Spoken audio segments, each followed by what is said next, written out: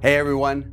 As you've probably already heard, the Federal Reserve raised the overnight rate by another 25 basis points last week, taking the federal funds rate to the 5% to 5.25% range. That's in alignment with the Fed's guidance following their March meeting when they said the target was in the 5.1% range.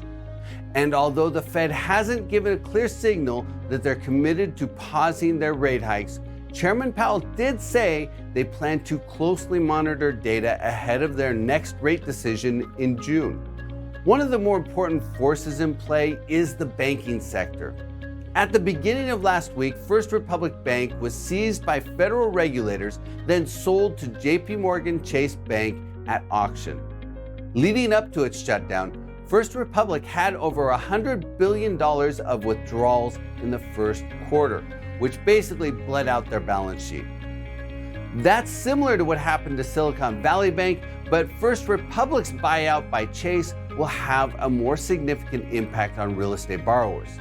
According to the First Republic's 8K filing at the end of last year, about 82% of their lending was on real estate. But that doesn't make their portfolio inherently risky. The vast majority of their lending, 61%, was for single-family residences. And about a third of their real estate lending was in the Bay Area, with additional concentrations in Los Angeles, New York, and Boston, where their bank branches are predominantly located.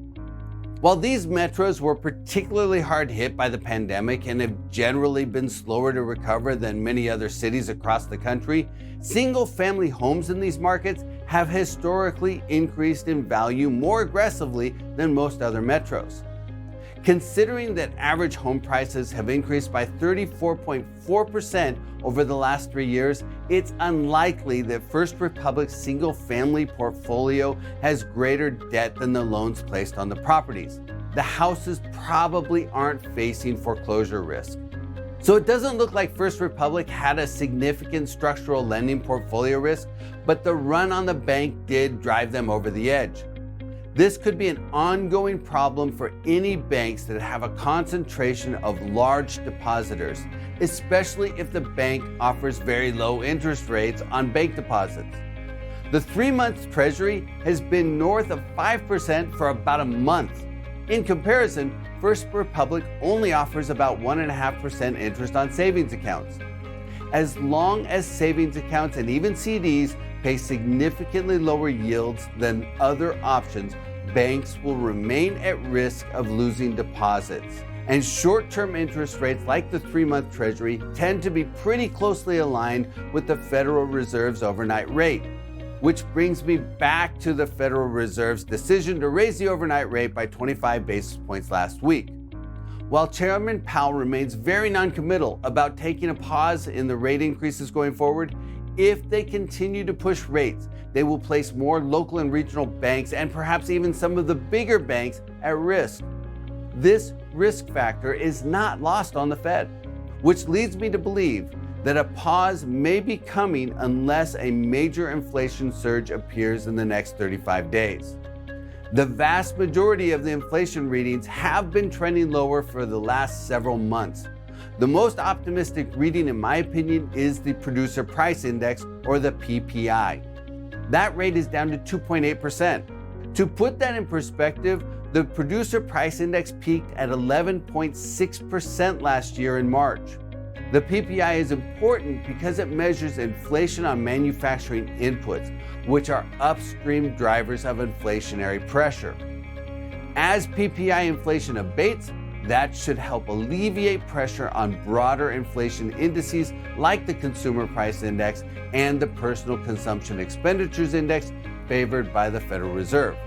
Hopefully, these trends will continue over the next month, allowing the Fed to take a break. If that comes together, it should help stabilize the banking sector and allow lenders to begin normalizing their lending practices. It will take time, but eventually more stable Fed policies will enable banks to reduce their safety spreads and begin to lower their rates. And that in turn will enable commercial real estate investors to stabilize their underwriting on assets. That's what it boils down to at this point. If the Federal Reserve takes the pressure off, the commercial real estate market can begin its recovery process. Structurally, most types of commercial real estate still offer a promising outlook. Long-term structural demand drivers like demographics, job creation, and consumer spending remain sound. That suggests that once we get past the short-term economic and financial market turbulence, the long-term drivers will re-engage, supporting space demand for most property types.